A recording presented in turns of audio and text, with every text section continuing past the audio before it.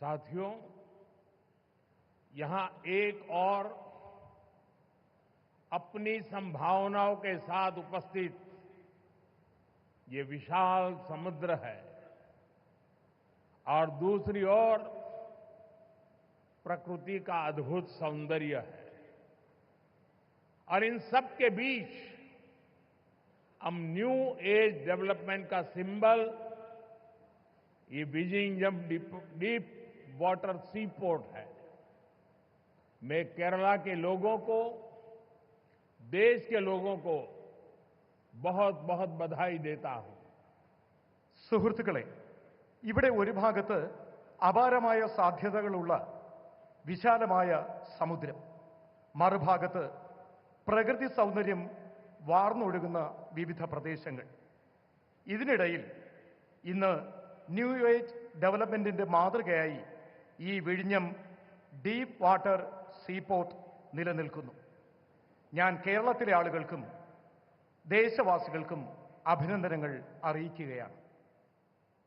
साथियों, इस सी पोर्ट को 8,800 करोड़ रुपीस की लागत से तैयार किया गया है। अभी इस ट्रांसशिपमेंट हब की जो क्षमता है वो भी आने वाले समय में बढ़कर के 3 गुनी हो जाएगी। यहां दुनिया के बड़े मालवाहक जहाज आसानी से आ सकेंगे। अभी तक भारत का 75% ट्रांसशिपमेंट भारत के बाहर के पोर्ट पर होता था। इससे देश को बहुत बड़ा रेवेन्यू लॉस होता आया है। ये परिस्थिति अब बदलने जा रही है।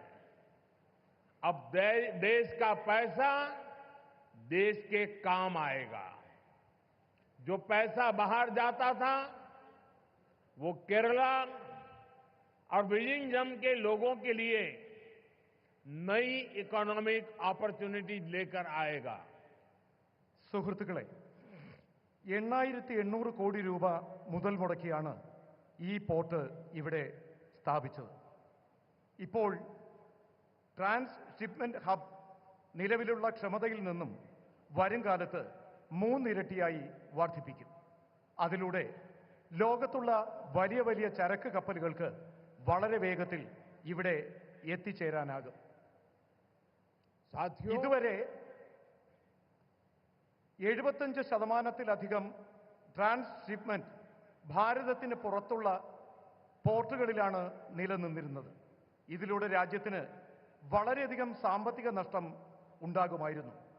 ഈ കാരണത്തിന്, ഈ പരിസ്ഥിതിക്ക് ഇനി മാറ്റം കൊണ്ടുവരും. ഇനി രാജ്യത്തിന്റെ പൈസ നമുക്ക് തന്നെ പ്രയോജനപ്പെടും. പുറത്തേക്ക് ഒഴുകിയിരുന്ന പണം അത് കേരളത്തിനും വിഴിഞ്ഞം പോർട്ടിനും അതിലൂടെ ജനങ്ങൾക്കും പുതിയ സാമ്പത്തിക സുസ്ഥിരത കെട്ടിപ്പടുക്കുന്നതിന് പ്രയോജനപ്പെടും.